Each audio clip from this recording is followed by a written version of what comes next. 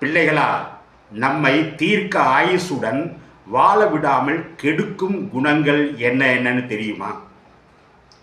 கோபம், எரிச்சல், கசப்பு, வெறுப்பு, பெருமை, பொறாமை, ஈகோ, குடி, கொலை, கொள்ளை, உபச்சாரம், பழிவாங்குதல், மன்னிக்க முடியாத குணம், சகிப்புத்தன்மை இல்லாத குணம், உதவி செய்ய முடியாத குணம், இரக்கமில்லாத குணம்.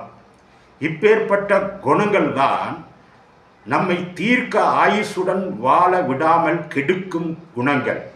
இப்பேற்பட்ட குணங்கள் நமக்குள் இருந்தால் நம் வாழ்க்கையில் எதிரிகள் பெருகி விடுவார்கள்.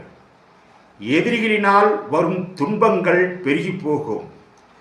நம்முடைய வாழ்க்கையிலே சமாதானம், சந்தோஷம் என்பது இல்லாமல் போய்விடும். கவலைகள் நிரம்பிவிடும். கவலை சரீரத்தை ஒடுக்கும் என்று வேதம் சொல்லுகிறது. கவலைகளினால், வேதனைகளினால் சரீரம் வியாதிப்பட்டு போகும்.